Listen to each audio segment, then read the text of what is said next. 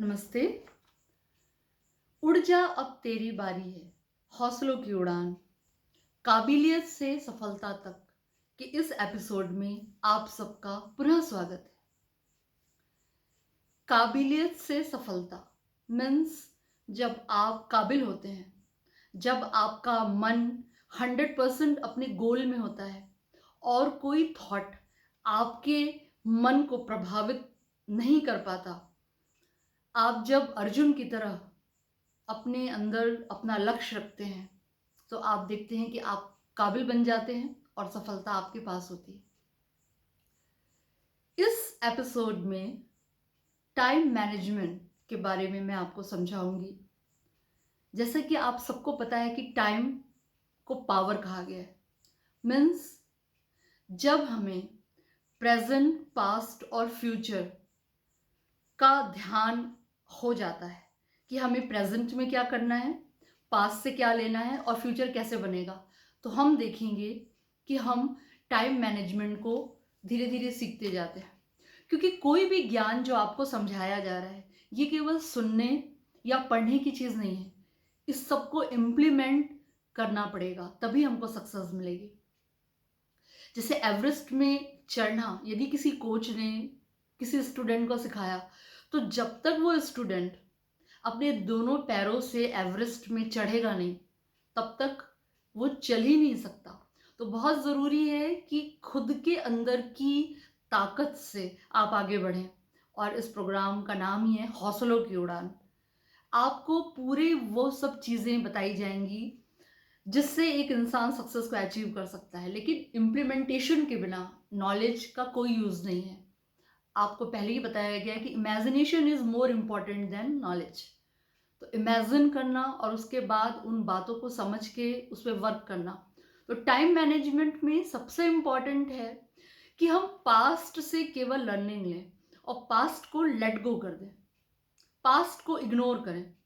यदि हम पास्ट की कुछ गलतियां भी हमने की हैं तो उसको हमेशा अपने मन में नहीं रखना है। उसको आप केवल लर्निंग के प्रोसेस से सीखें और दोबारा उस गलती को कभी ना करें, क्योंकि जो गुजर चुका वो कभी आपकी लाइफ में नहीं आएगा। इसलिए उन बातों को लेट गो और इग्नोर करने की प्रैक्टिस आपको करनी होगी। और प्रेजेंट में आज का जो समय है, इसीलिए प्रेजेंट को हम किसी को प्रेजेंट देते हैं मीन्स गिफ्ट। तो प्रेजेंट गिफ्ट है। आज का जो वर्तमान समय, आज आप जो सोच रहे हैं, सुन रहे हैं, समझ रहे हैं, अपने लक्ष्य के बारे में जो भी कुछ आप मेहनत कर रहे हैं, वही सही है, वही ज़रूरी है। और फ्यूचर, आज प्रेजेंट में आप जो काम करेंगे, future is in your hand. You are the own architect of your own future. आप खुद शिल्पकार हैं, खुद आर्किटेक्ट हैं। जैसे आप प्रेजेंट में काम करेंगे, जैसे अपना 100% ध्यान, अपनी एकाग्रता, अपना कॉन्फिडेंस अपने गोल में लगाएंगे। समय ही इसीलिए धन कहा जाता है, क्योंकि प्रेजेंट टाइम में की हुई मेहनत ही फ्यूचर को बनाती है। इसलिए एक फॉर्मूला है जिसको हमेशा अपने मन में रखें। पास्ट से लर्निंग, प्रेजेंट में लाइफ, प्रेजेंट में हमें जीना है, और फ्यूचर के लिए hope. Hope means HOPE, hold on pain end. जैसे ही हम होप करते हैं, हमारे हर दर्द, हर तकलीफ चली जाती है, क्योंकि आशाओं में, उम्मीदों में बहुत शक्ति होती है। विश्वास में बहुत पावर होता है। विश्वास ही सब कुछ होता है। तो बहुत ज़रूरी है कि हम टाइम मैनेजमेंट की इस सबसे फर्स्ट कैरेक्टर को अचीव करें अपने मन में कि प्रेजेंट में हमें रहना है। और दूसरा टाइम मैनेजमेंट का सबसे इम्पॉर्टेंट हमारे सबकॉन्शियस ब्रेन में हमें रखनी है, वो है हमारी प्रायोरिटीज़। हमें खुद पता होना चाहिए कि हम जो अपने सक्सेस के एवरेस्ट में चढ़ रहे हैं उसमें हमें क्या क्या प्रायोरिटीज़ रखनी है, अपनी हायर प्रायोरिटीज़ और अपनी लोअर प्रायोरिटीज़। और सबसे इम्पॉर्टेंट है कि टाइम मैनेजमेंट के लिए हमें अपने अंदर की शक्ति को जगाना है। और मुझे यहाँ पे एक छोटी सी कहानी याद आ रही है। एक बार की बात है, एक युवक गांव जाता है और चूंकि उसकी छुट्टियां रहती है तो वो एक सेठ जी के पास जाता है और बोलता है, सेठ जी मुझे कुछ काम करना है। तो सेठ जी बोलते ठीक है, तुम जितनी लकड़ी काटोगे उतने मैं तुमको एक लकड़ी का 1 रुपया दूंगा। वो लकड़ी काटना शुरू करता है। पहले दिन वो 18 लकड़ी काटता है और उसको 18 रुपये मिलते हैं। अगले दिन वो सोचता है कि आज तो मैं बहुत काम करूंगा, लेकिन अगले दिन जब वो लकड़ी काटता है तो केवल 12 लकड़ी काट पाता है और उसके अगले दिन केवल 8। वो बहुत परेशान हो जाता है कि मैंने इतनी शक्ति लगाई, इतना मेरे अंदर मेहनत किया, एक जोश भी है, फिर कहाँ कमी हो जा रही। वो सेठ जी के पास जाता है और सेठ जी से ये प्रश्न करता है। सेठ जी बोलते हैं, बेटा तुम ये बताओ कि क्या तुमने अपनी लोहे की जो जिससे तुम लकड़ी काट रहे हो उसकी धार पे ध्यान दिया। तो उसको अपनी गलती का एहसास हो जाता है। मीन्स हम आगे तो बढ़ते जाते हैं, डिग्रियां तो बहुत कुछ हम ले लेते हैं, लेकिन क्या हमने अपने मन की जो शक्ति है, जो मन की धार है, उसको क्या तेज किया। तो दोस्तों वो मन की धार, वो मन की शक्ति ही आपका इच्छा शक्ति है, आपके हौसले हैं, आपकी उम्मीद है, आपका कॉन्फिडेंस है, आपके अंदर की शक्ति है, इनर पावर है। और उस इनर पावर को जगाना, उस जगा के जब हम काम करते हैं तो हम देखते हैं हम अपनी सक्सेस को बहुत अच्छे से अचीव कर पाते हैं। और यही ज्ञान तो भारत ने सबको दिया। भारत विश्व गुरु इसीलिए कहलाता था, है और रहेगा।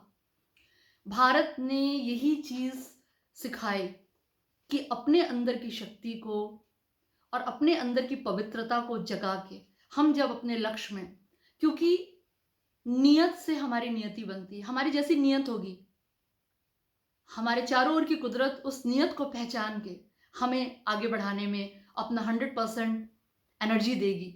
और उस एनर्जी को लेके जब हम लक्ष्य में लगाएंगे और लक्ष्य को समय प्रबंधित करेंगे कि हमें हमारी लोअर प्रायोरिटीज, हमारी हायर प्रायोरिटीज, जब हम उसको ध्यान रखेंगे।